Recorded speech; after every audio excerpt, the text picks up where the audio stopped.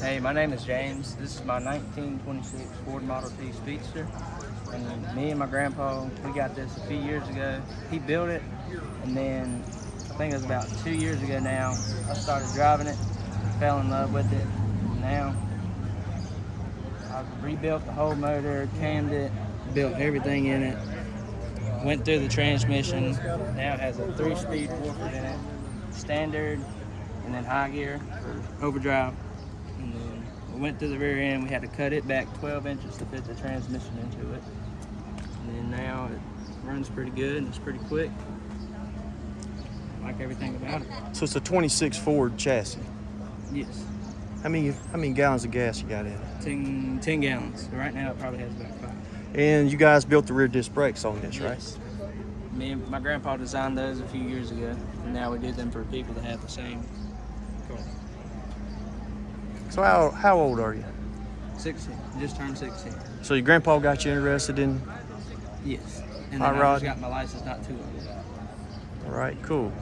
This exemplifies the true era of hot rodding when guys would take straight back from the war, Second World War, and they would take vehicles like this and hot rod them, strip them down to nothing, and make them go fast. You said this thing goes 72 miles an hour now? Pretty sure. Had a That's GPS up there. And That's amazing. a little bit scary because it is about shaking.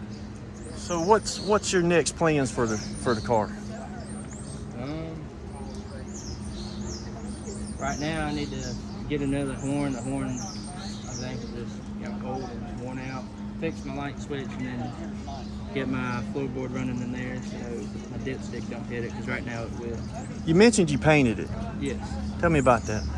Actually, I painted with the rattle can. Took 20, I think it was like 26 or 30 of them. Have like 8 coats of it on the side. Yeah. And then, That's how it was done. yeah, and then that was, I think it was Krylon as a gloss patriotic blue. It's a pretty expensive spray can, but it actually does pretty good. Last question. Tell me about the wheel bearings. Are these 26 model wheel bearings in this thing? I think the front are, but the rear, I'm pretty sure we got the modernized one.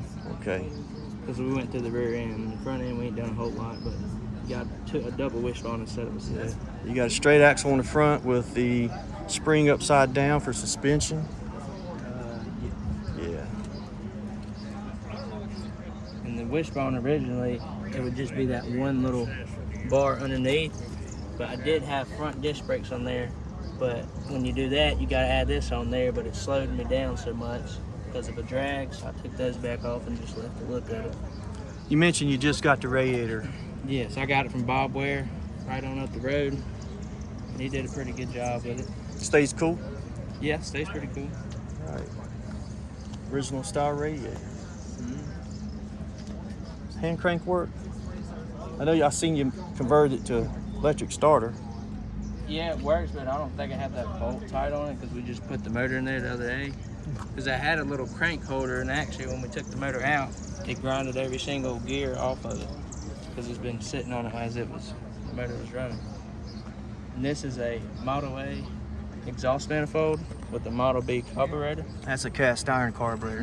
And with the Model T motor. Now, these carburetors could take any type of fuel. They were jetted for that. So back in the day, 26, gasoline wasn't readily available. So it could run on about anything that would burn, kerosene, moonshine, white liquor, anything. If it would burn, it'd go. Yeah. Easy carburetor rebuild if you know how to do it. On the side of the road. But it's expensive. Yes. Well, back in that day, you had to fix them beside the road. All right, man. Another example of a Salisbury downtown cruiser, getting in early, 16 years old, enjoying the hobby.